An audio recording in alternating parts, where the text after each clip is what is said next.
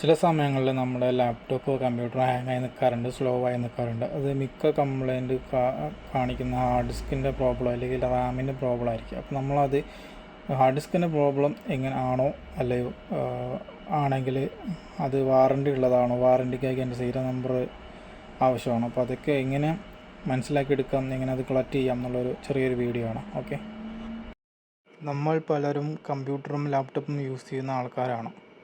Mobile use ചെയ്യുന്ന hard disco SSDയോ അത് complaint ആണോ, ഹെൽത്തി ആണോ, കംപ്ലൈൻ്റ് ആണെങ്കിൽ അതെങ്ങനെ അതിൻ്റെ വാറണ്ടിക്ക് അപ്ലൈ ചെയ്യാം, എങ്ങനെ സീരിയൽ നമ്പർ എടുക്കാം എന്നുള്ള മെത്തേഡാണ് ഞാൻ പറയുന്നത്. അതിന് യൂസ് ചെയ്യുന്നതാണ് വിൻഡോസ് പവർ ഷെല്ല്. ഓക്കെ, അപ്പോൾ സെർച്ച് ചെയ്തിട്ട് നമുക്ക് ഓപ്പൺ ചെയ്തെടുക്കാം.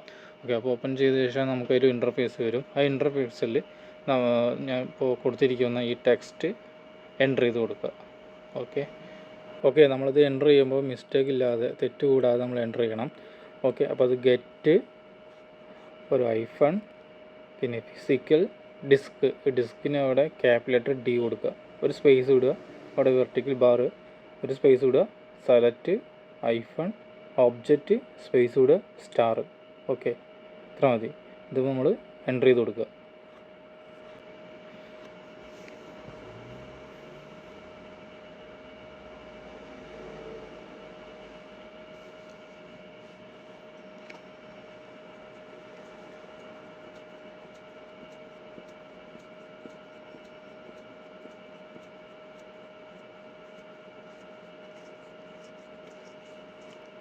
അപ്പോൾ അഥവാ നമുക്ക് എൻ്റർ ചെയ്യുമ്പോൾ നമുക്ക് വന്ന റിസൾട്ടാണ് ഇത്.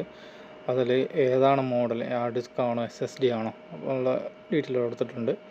അത് SSD ആണ്, SSD NVMe ടൈപ്പ് ആണ്, അത് ഹെൽത്തി ആണ്. ഓക്കെ, അപ്പോൾ അതിൽ നമുക്ക് ഇനി അടുത്ത് കംപ്ലൈൻ്റ് ആയിരുന്നെങ്കിൽ അതൊരു വാറണ്ടി കൊടുക്കേണ്ട സീരിയൽ നമ്പർ വാറണ്ടി ഉള്ളതാണ് ചെക്ക് ചെയ്യാൻ വേണ്ടി നമുക്ക് സീരിയൽ നമ്പർ വേണം.